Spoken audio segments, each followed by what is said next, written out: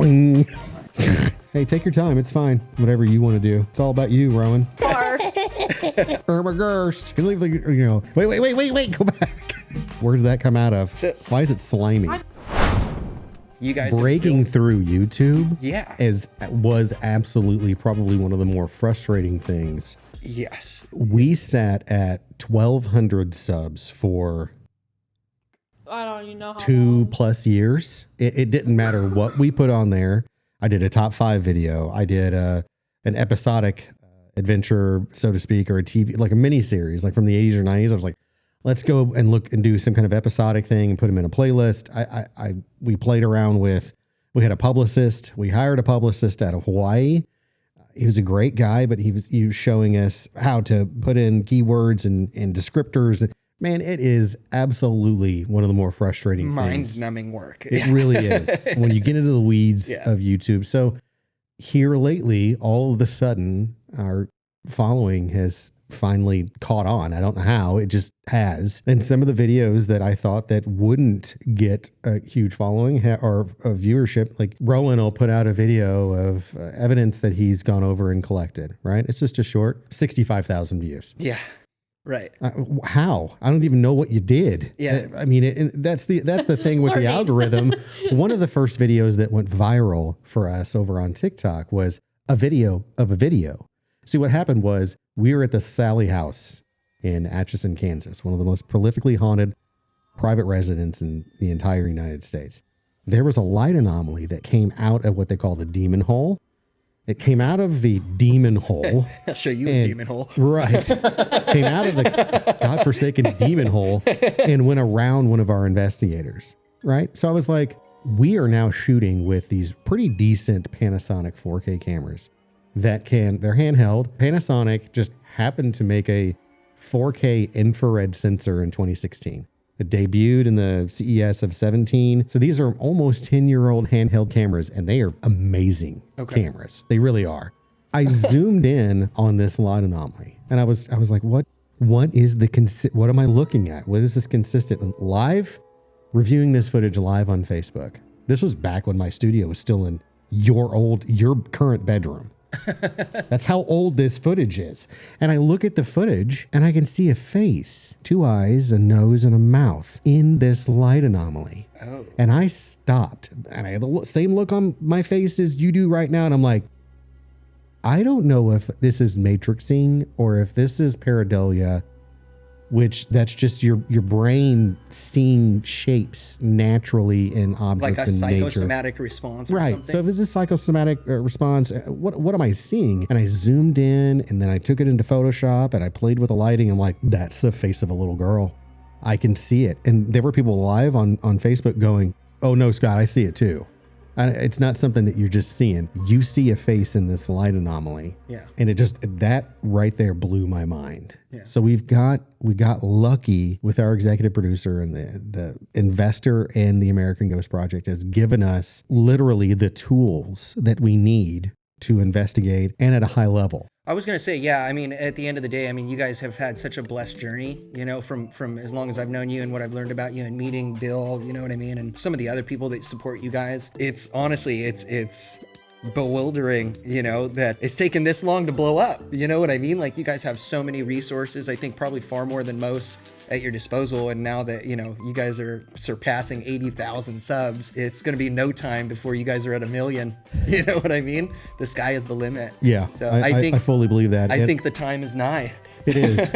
And what I have tried to encapsulate or instill in my team is that positive energy that we put out. We've been to places that have been known to have negative energy. We have been to Missouri State Penitentiary. We've been to Brushy Mountain State Pen. We're going back to Brushy Mountain State Pen. You're not trying to be an antagonist anywhere you go. Yeah, you're there with earnest, good intent. Right. Well, the thing is, you go to a place like Brushy Mountain State Pen, you watch these other investigators that have been to Missouri State or another jail, and they're like, we want to know who this bastard is. Can I ask you a question? We want to go and run this bastard out because he was a blah, blah, blah, blah, blah, blah. I'm like, Go ahead. What's your question? That's dumb. I was just, and I apologize for interjecting, but it's like, do you try to avoid, as like from an investigative standpoint, when you guys, find a location, you're putting together, the preparations to go and do an investigation somewhere to find a haunt or explore a new haunt. Do you think that it's beneficial to, like, in your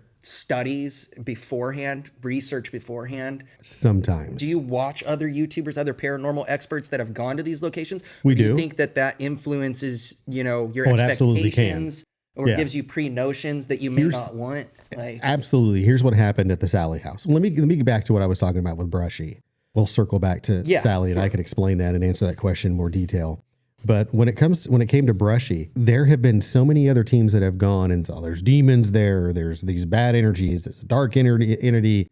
I saw it tried to intimidate me. I saw a multi-legged spider-like figure crawling down a wall with a head for a skull. As a spirit medium, I saw that image, and I'm like, all you're trying to do is just intimidate me, and it's not going to work. So this wasn't an apparition. This was we were doing what we call an Estes, which is sound deprivation, light deprivation. You've got a blindfold on, and you've also got sound isolating headphones like those on, and you're just listening to the white noise sweep. Investigators are around you asking questions. You cannot hear them, and you're repeating what you hear. And sometimes I see visions as well. Are you fully aware in that state? Conscious, like Absolutely. your forward part of your conscious still there? There are times when that does, when you can drift off and you can feel it. Like it's almost like you're like stepping off into like a precipice. He's felt it. He knows what I'm talking about. Going into the void, basically. It is trippy, where you feel like you're literally falling weightless. Like he's had it where he was sitting in a chair facing a wall and just like felt like he was going forward and couldn't feel like in front of him. Like you're just falling. I've had it and I was sitting up against a door and I just felt like I was falling backwards. It's like you're going into more of a trance-like state where you're tapping into the other side. Is it euphoric? Yeah. It can be. It can be, yeah. It's almost like just opening and like your mind's eye. That's what it literally is. Opening up that lighting up. Now, that chakra, the third eye chakra. It would be very interesting to try to maybe partner, we were talking earlier in the podcast about like quantifying things in the paranormal world or in the paranormal sciences. Now imagine if you could couple that experiment with like an active brain scan and see what lights up when you're going through that process. Funny as that sounds, think Ghostbusters with the attachment that they put on their subjects. Something like that can measure brain waves while we're under, just to see what's happening. What kind of brain activity and like what different parts of the brain, like, you know what I mean? See your pineal gland just light up. Right. Absolutely. So circling back to the Sally house, I think there was probably too much research that's been done about the Sally house. And what happened at the Sally house back at the turn of the century, a surgeon lived there. They utilized the bottom floor of this residential house as their surgical suite, and upstairs was their residence. A little girl was brought in by her mother, complaining of pain in her side. Before the anesthesia can even kick in, she passed away from appendix burst. Appendicitis.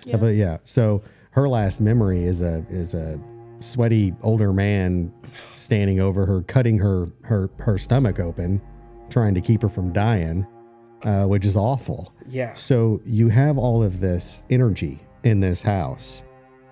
Ghost Adventures has been there. Ghost Hunters has been there. You name the paranormal group that's either been on TV, YouTube, or any other social media outlet, they've been there and been there multiple times. So we line up to go a couple of years ago, and at least two of the investigators that went were so upset by the lack of activity on the first night that they just thought it was a joke. I'm like, you know what? They're not circus animals. Yeah. They're not just going to stand up and bark. Yeah. And they're ask not here for your entertainment. No, man. Right. They're not here for your entertainment. There's got to be a way that we can engage with spirit and not expect so much out of them. Right. But I kind of had to do that when I went there, because we went there for Devil's Night. Which is the night before Halloween. Yeah. Okay. I went there and it was like we were getting activity, but I had like preconceived notions of people that had been there. So I was like, okay, this needs to happen. And Going back to the too much research. And that's why it's like in my personal opinion, it comes down to like preference. Like there are times where I don't want to know anything about it. Let me figure it out. Yeah. But there's other times where it's an investigation. Yeah. Like if we get a name or we see someone or we get something. Yeah, it's like if you go to get a second opinion from a doctor, you don't want to go in and tell them what the first doctor told you. Yeah. Right? You know what I mean? But like after going and doing our investigation, it was one of the most moving investigations I've been a part of. We were crying because of the interaction we were just getting with the spirits there. All of my preconceived notions of everything that anyone had ever said about it kind of just went out the window because I had my own personal experience there. Yeah.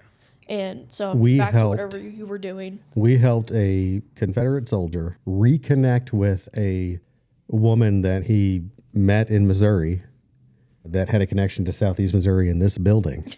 No kidding. We met her here.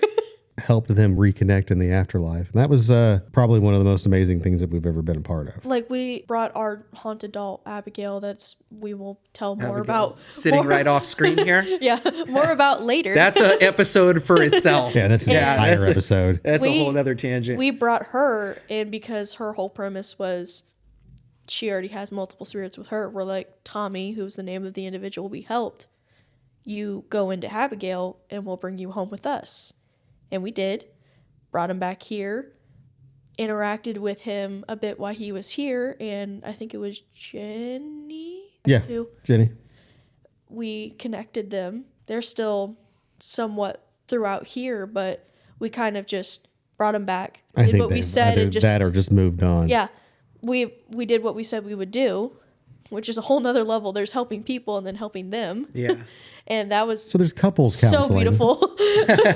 In the afterlife. Another service that American Ghost Project offers. You and your lover are quarreling in the afterlife.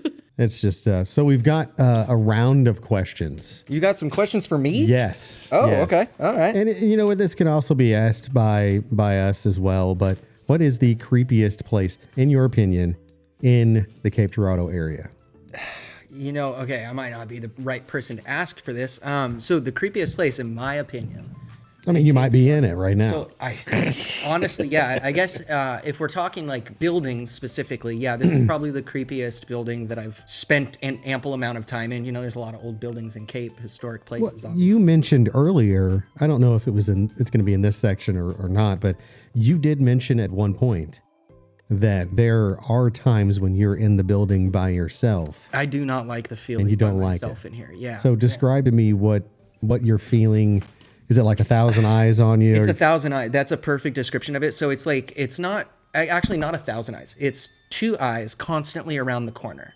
That's what it feels like. I'm getting teary-eyed just thinking about it. Because it literally feels like that right now over to my right. Anywhere there's Abigail's over there. Anywhere that there's a shadow cast, it just feels like anytime, you know. There's a shadow cast right behind you. Up and down the stairs, specifically the staircase. No, you're not doing that to me. You're not doing that to me. Specifically the stairs definitely get a spooky vibe, like either direction, up or down, like by myself. I don't like it. I just I want to run up the stairs and get to the top, or I want to run down and get out. I don't know why. Like I said, That's ironic because I feel and it could be my experience with the building. Probably. And already knowing what's here and what's not here, which is nothing negative. Yeah. I have walked into this building a number of times completely by myself. Yeah. And just, whatever happens, happens. Make it happen. Are you kidding me? It's like I'm not as experienced, you know? So, yeah, but I guess to answer your question, I think the spookiest place that I've been in Cape, just as far as places go, is probably Fort D. I've been to Fort D at night, which is, for listeners that don't know, a historic Civil War fort that exists on the banks of the Mississippi here in Cape Girardeau. Very spooky places. You know, there's like a strong energy at both of those places. Well, this whole area is with the indigenous, the Mississippi Mound Builders. Yeah. And that's what it is at Cape Rock. You could feel like over by Trail of Tears and stuff like that, you can feel a lot of pain and just the ground there. Absolutely. Yeah. I'll share one with you. Not Cape related, but Commerce, which is a neat city just south of us. is actually the site of where SEMO was Southeast Missouri was supposed to be Headquartered, right? That was supposed to be like the main hub. It was. And then it just kind of diverted to cave. I think we had this conversation the other day. You were enlightening me to that. Yeah. So our first investigation at what we refer to as Commerce Manor, which is the old Anderson historic home, which is our executive producer's wife's maiden name is Anderson. It's a state historic site. I walked outside. This is before Rowan even joined the team. I believe you were still in high school at the time. I walked outside. It's like 2 or 3 o'clock in the morning. We had rented a porta-john because there was no running water. You call them porta-johns. Yeah. I mean, what, porta-potty? Porta-john? I don't know. We rented a porta-potty, porta-john. Parmesan, and a portable Parmesan, a portable Italian chef. I don't even know where this conversation's going. Yeah, you want the pea. So I walked outside, and it's one of those things where you're like, you're not expecting anything to happen. It's 3 o'clock in the morning. Come on. No, it's only the witching hour. Well, I mean, we can talk about that. So I walk outside to relieve myself, and I hear the distinct sound of what can only be described to me as a flute playing. It's just playing a flute. And I know that there are a lot of different people that are in and around Commerce. There's about 67 people that live there. I highly doubt. This is a small town. Small. Okay. Yes. There wasn't a light on in the damn town. Yeah. There wasn't anybody awake. Yeah. Let You alone, miss it on the map. Yeah. Let alone someone playing a Native American indigenous flute. Yeah. It was beautiful. It's almost like whenever you walk into one of those flute sound? Yeah, like what? Yes, fan flute.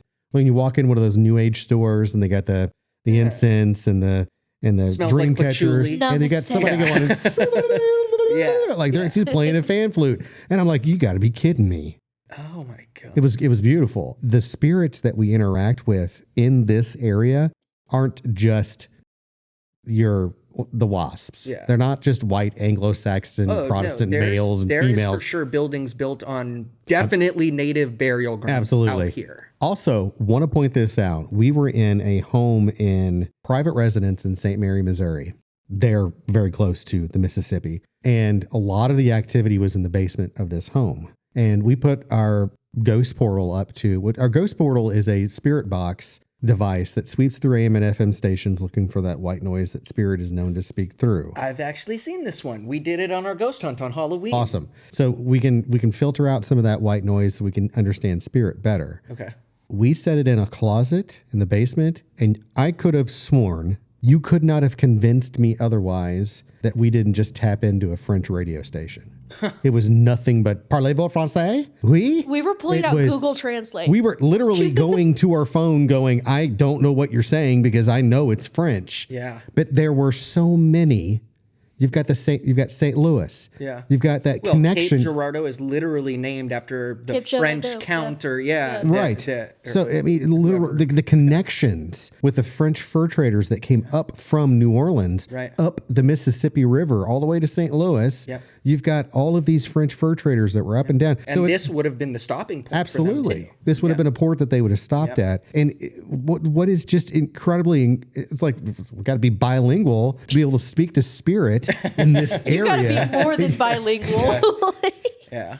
Which actually helps us understand that, if we were fortuitous enough to go say, my wife is from the Philippines. Let's just say we were fortuitous enough to go investigate in the Philippines, which is incredibly haunted. World War II, we are probably going to need someone that speaks either Tagalog or Visayan because they're going to be speaking in their native tongue. Yeah. There's no way. We can't expect them to all be English. Yeah. No, there's no way I'm going to be like, who's around here? And they're going to be like, I don't know what they're saying. Yeah. So that kind of answers the question. Like if you go and investigate in Germany or in Italy, Yeah. don't expect them to speak English. Yeah. Well, it's a good thing that you hire investigators from all walks of life and from so many places, and you guys have such a wide reach. As far, what do you have? 11 investigators 12. right now? 12 investigators. 12 active investigators. Yeah. It's primarily regionally based. But that's part of the expansion that we want to get into. Like we want German Ghost Project. We want an Italian Ghost Project. We want eventually our reach to go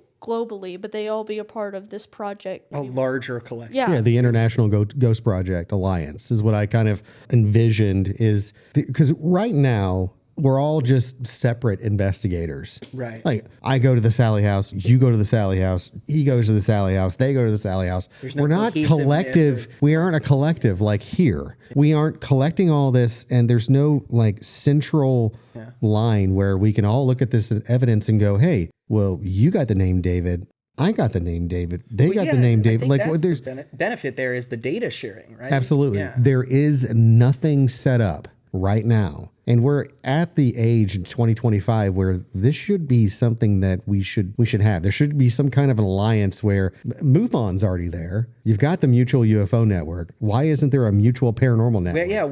Where is outside of like Reddit, where is there a large pile of work or compilation of work surrounding paranormal? Like, where can you go to find, like, where's the archive of these paranormal studies? Nobody's taking the time to do it. It's going to take a lot of work, but we have to start somewhere at some point. Yeah. And part of the reason why I'm doing what I'm doing with the American Ghost Project is I want to set up some kind of legacy for my kids. So they can years down the road when I'm gone and in the ground and you know, Probably just still a around memory. somewhere. Yeah, they can go, there's your grandpa right there acting like a complete buffoon in one of the most haunted locations in the United States. There he is laughing because they got a spirit to respond to him, and he look at him, he looks like he's on an amusement ride. Hey. What was that? You touched me? What's happening? Hi. You can come talk to us.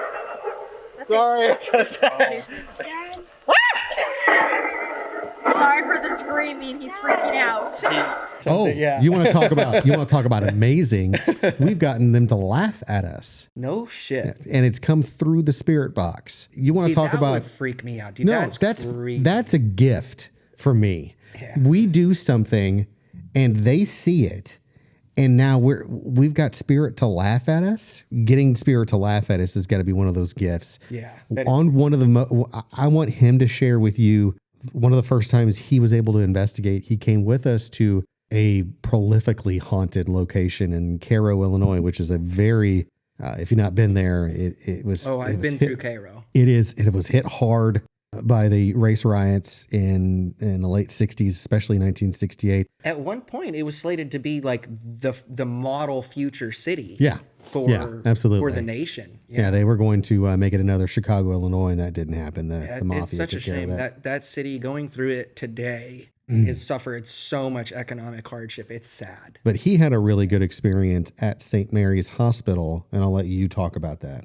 It was, like he said, the first time that I had actually gone on an investigation. I was off doing my own thing across the country, working, keeping up with them through whatever I had enough service, funny enough to be able to see. I was able to come and investigate. He was like, we're going to take you to this abandoned hospital. And I already love history. I see this and I'm like, I'm going to go crazy.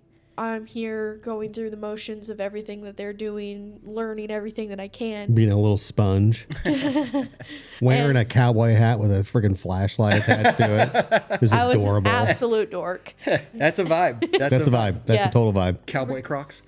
But yeah, we were doing a ghost portal session in one of the OB wing. It was on the third floor in the OB wing. Yeah.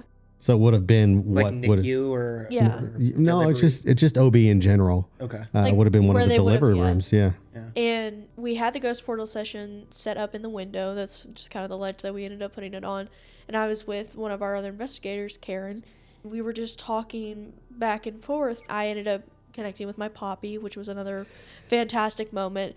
He'd passed recently and I hadn't been able to really reach out to him, and just being able to do that was enough for me. It was amazing. Absolutely. But ended up connecting with another gentleman, asking why he was still around, and getting to know him and connecting with him more.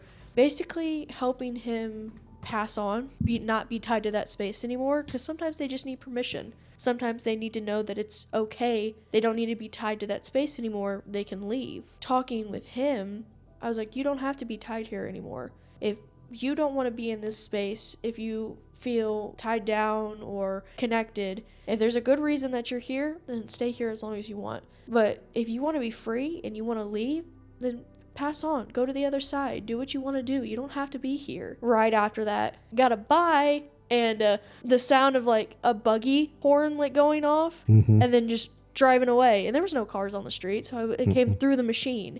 That was, for me, what he says is kind of what hooked me in this. Yeah. Well, it seems like kind of cathartic too, Yeah. especially being somebody so close. I not only want to help, I always say, I not only want to help people, like real people, obviously. I love helping people, but I want to help anyone that I can. Now doing this line of work and this job, I get to do that with people that you can't necessarily see, so they're kind of forgotten about. Yeah. That's what I love about this job. So that is what hooked me. It's like being an advocate for the most marginalized. Yeah. Nobody thinks about ghosts, right? That's what hooked me to do this, is getting to help them move on and getting to connect with these people that are just in these spaces. They're tied there for whatever reason. They just need permission, or there's an object, or That's there's a beautiful, person, or Rowan. there's an interaction. Yeah. That's awesome. That's such a cool way to look at it. That's the first time you've shared that with me. That's beautiful. That's amazing.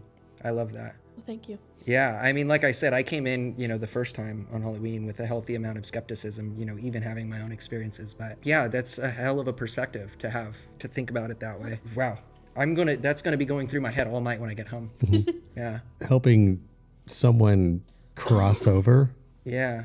that may be stuck. Some of these spirits may be in what we refer to as purgatory. Purgatory is not a bad thing. Some non-Catholics will tell you, oh, it's in between here and hell. No, it's the exact opposite. It's a stepping stone into heaven, because it says in the Bible that only the pure spirits can get into heaven. So you literally have to let go of everything and purify your spirit to get in. Too much baggage, they won't let you through the gates. Right. There's no carry-on luggage, apparently. That's funny.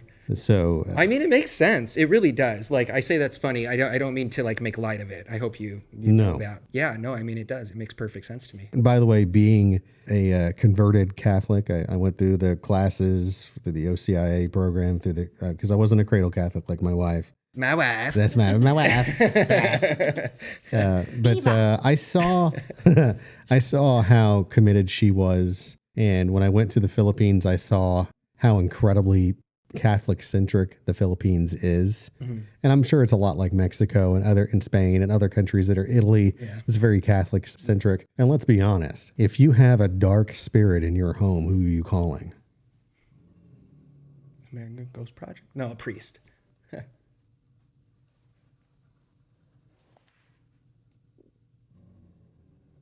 It's construction. They're still downstairs. I am sure. I It just I sounded heard like it a the second freaking time. growl. I heard it. I heard it God. the That was like second. perfectly timed.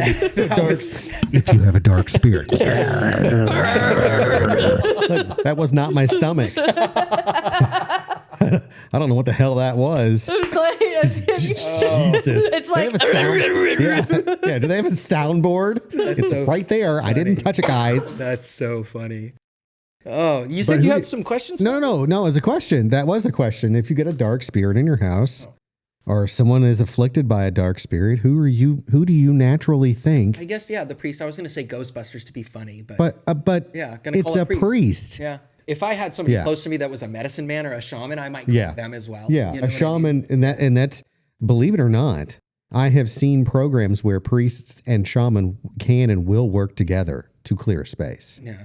And that's what really is amazing, is you tie the earthbound spirits, which are incredibly old, and a completely different podcast that we can cover. Because once you get into this line of work, it is fairies and fays and gnomes and sprites elementals. and elementals. And you're like, what? I thought all this was like Disney. No, we're not talking about Disney fairies. I was going to say, I've got a story about the fairies. Yeah, When I was a kid, my friend's mom thought it'd be fun to read my tarot cards before I knew really like anything about this world. The particular deck that she had was fairies, and it was something in fairies. Really? Yeah.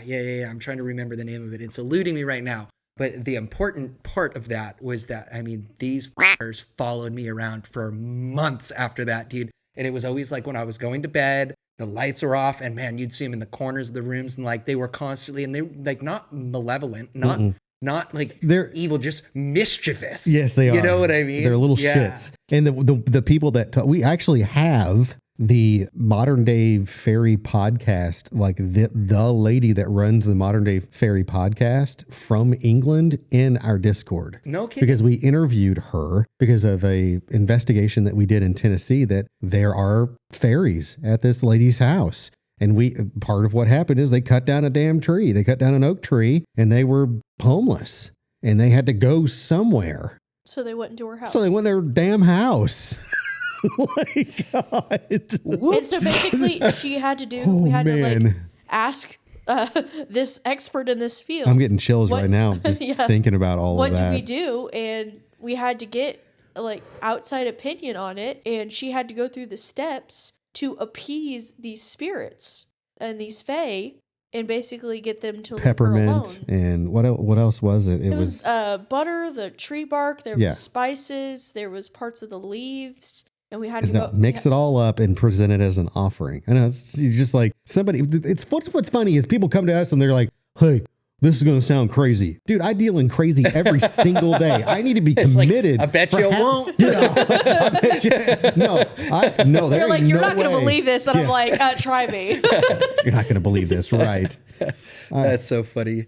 Oh, so man. what is what is your favorite go? Oh no, wait. I need to answer this question. What's the creepiest place in Cape Girardeau? I don't necessarily think this is the creepiest place. Not necessarily. Because I've investigated it so much, we collectively have investigated it. She's not creepy to me anymore. The Glen House. Now that's a different story. See, and I haven't been in the Glen House. I've been by it. Definitely. I'm not familiar with the energy there. I've been in there and we only got to investigate once. You know, mistakes have been made. I want to reach out and to apologize to Christy Mershon and the rest of the docents of the Greater Historical Society of Cape Girardeau. I know I'm butchering that name, but it's a huge, long name of this historical society. Sure. But that oversees that building, and it's run basically off of volunteer work and donations. But what other good questions you've got for us? One place you want to investigate if you had the opportunity to investigate. So I think a place that's really cool that I would like to explore like deeper into the underbelly of is in St. Louis, and I've been there during the day only on their regular caves? tours. No, it's the Anheuser-Busch Brewery. What in the hell is happening? Just go into Anheuser-Busch? Yeah, I think that would be really cool. I mean, you think about it, you know, we're going to be right back, folks. After these messages, we'll be right back. After these messages, we'll be right back. If you watch Saturday morning cartoons, you know the reference. And we can be friends. This isn't plugged in, is it? No, it's not. Never mind. No. It's a fake lamp. Hey, take your time. It's fine. It's all about you, Rowan. Whatever you want to do. Did you just have a battery pack in your pocket? Between the couch cushions. We'll eventually, during investigations, we'll just collect battery packs and batteries. Oh my God. He'll be like, oh, I need this. And I somehow put it in my pocket. It's just 9-volt battery. Where did that come out of? So, I'm the equipment manager. I have everything on Why me is it sticky? all the time. Why does it smell like a Jolly Rancher? They're seriously. They'd be like, oh yeah, where's this? And I'm either having to tell them where it is. all right, and we're back. And we're back. So where were we? You said you... Oh, yeah. So if I could investigate one place, Bush. and I guess maybe my mind is like really small here because we're near the St. Louis area, and so I'm thinking St. Louis.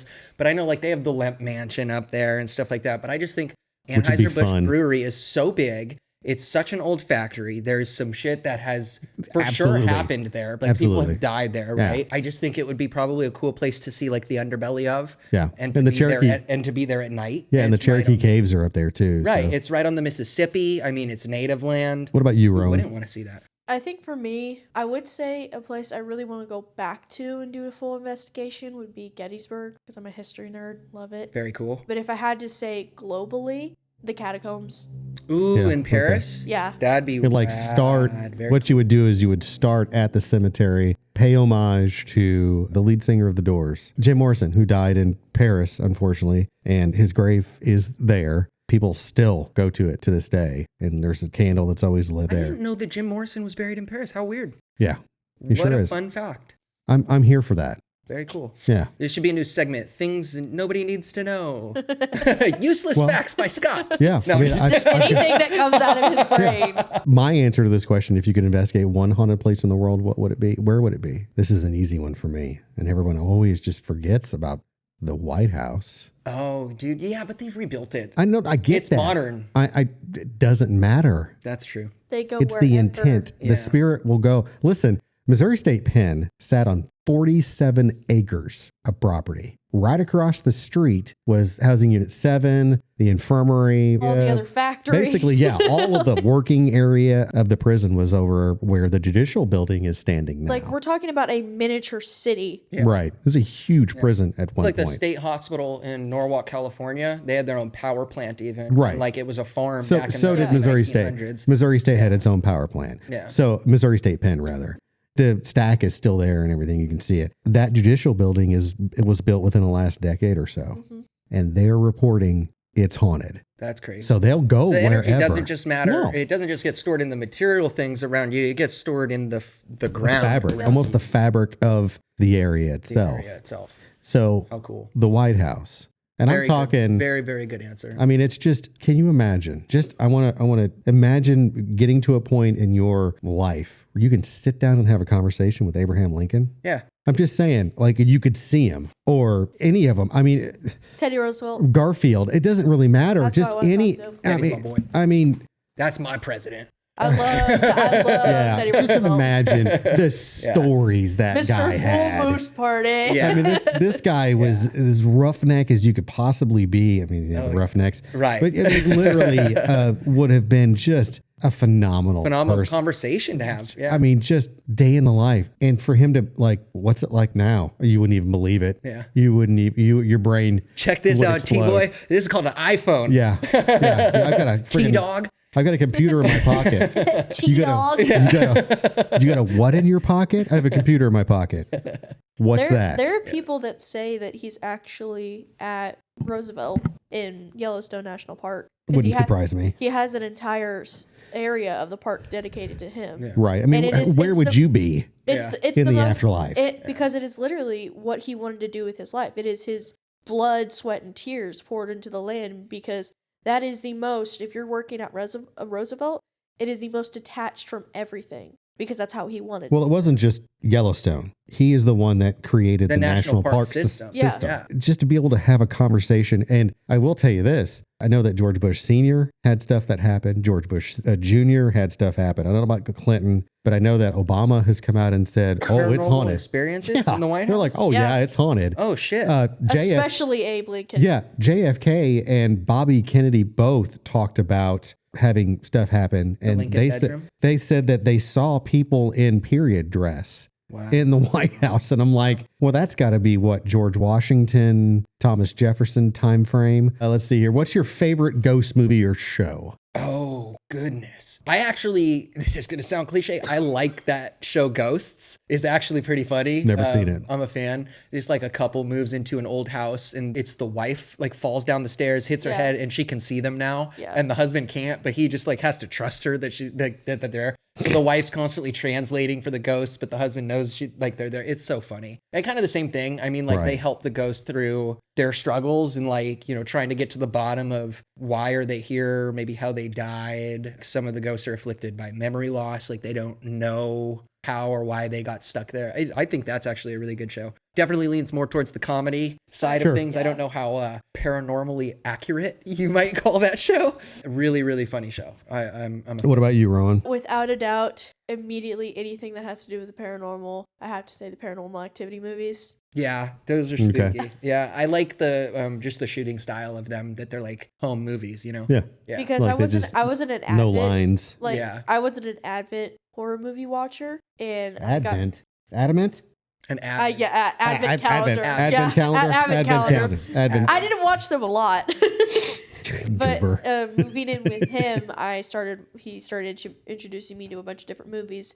Immediately watching those series, I was hooked. Yeah. Without a doubt. It was the scariest stuff I've ever watched, but I love them so much. I'm a big fan of Paranormal Activity as well, but not my favorite, which Okay. probably would surprise Rowan. My favorite is, obviously Ghost. It doesn't get any better than Ghost. The late and great Patrick Swayze stars in a film as Sam Wheat. Yeah. Got Demi Moore. Whoopi Goldberg is in Yeah. that. Okay, I remember that. I actually quoted a line from that movie, And Chris was like, how the hell did you even pull out Autumn Sunrise from that silly movie from like the freaking 90s? And I'm like, well, it had a great soundtrack of all things. Wasn't Patrick Swayze a heartthrob in the 90s? Oh, yeah. I mean, everybody's mom's favorite. I'm a straight white male. I don't think I'd have kicked him out of bed.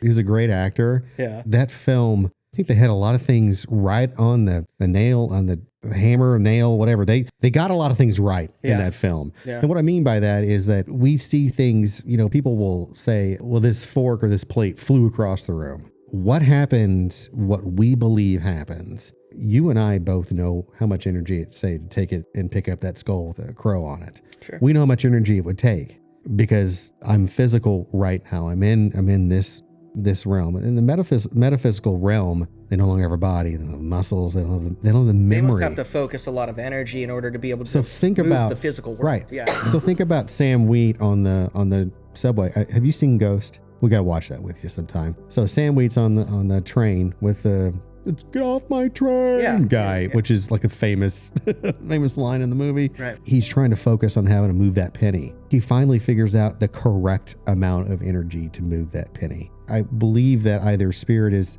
exerting not enough energy or too much energy. Yeah. Got it. We don't believe that everything that they do is either demonic. They're like, hey, we got scratched by ghosts. Listen, you ever walk across the carpet when you were younger and with your They're socks? figuring out their realm too. They're just doing science. They didn't mean to hurt you, man. Yeah, He's just trying to f with shit. I mean, exactly. I mean, if you were energy, your electromagnetic energy, and you touch something in the physical realm, you might leave a burn, Right. or a scratch. Right. But I don't think they're doing it on purpose. Yeah, It's that the makes the other thing that we have when it comes to like Ouija boards. We do use them. Oh, I've used them. It's all about intent. Whenever the planchette starts to move, a lot of people say spirit is pushing the planchette. We know that they aren't. They're pulling it, which is a completely different mindset on the energy. And sometimes they'll pull the planchette right off the board because they don't know how much energy they need to exert on that actual physical device itself. I think we probably need to wrap it up. We've been going at it for several hours now. We've done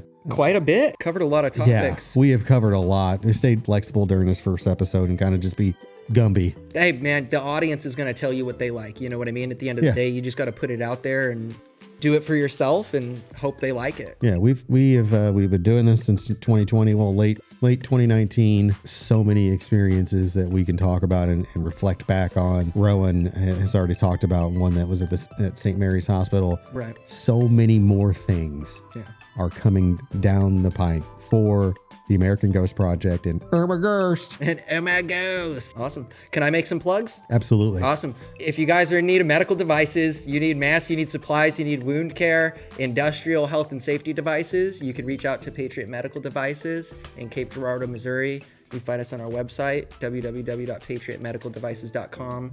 RestoreCo. Yeah. If you need reliable, reconstruction of something, you need a roof put on, you're doing a remodel, anything like that. And you want it done right. You want it done right. That's RestoreCo. Yep. Seriously. Your house floods, catches on fire. Obviously, nobody ever wants that to happen. But, Implodes like the end of Poltergeist. Yep. Tragedy can strike at any time, so keep RestoreCo in mind. If you're in the Cape Girardeau area especially, you can find us at www.therestoreco.org. We do crime scene cleanup. You do? We do. We do. Crime See, clean up. Sometimes there's doo-doo involved. I'm just saying. It could be fecal matter. There can be. It's been known to happen. Sometimes fecal matter hits the oscillation. Well, thank you guys so much for having me on. I really have enjoyed it. I had such a great time. I think I shit spoke for hitting Chris the fan, too. by the way. Oh, I know. I think he got it. Okay, I think we let's all make got it it. Your dad jokes are just not phasing me at this point in the day. It's We made it this far. All right. Thank you guys again. Love you guys. I hope to be back soon. See you guys.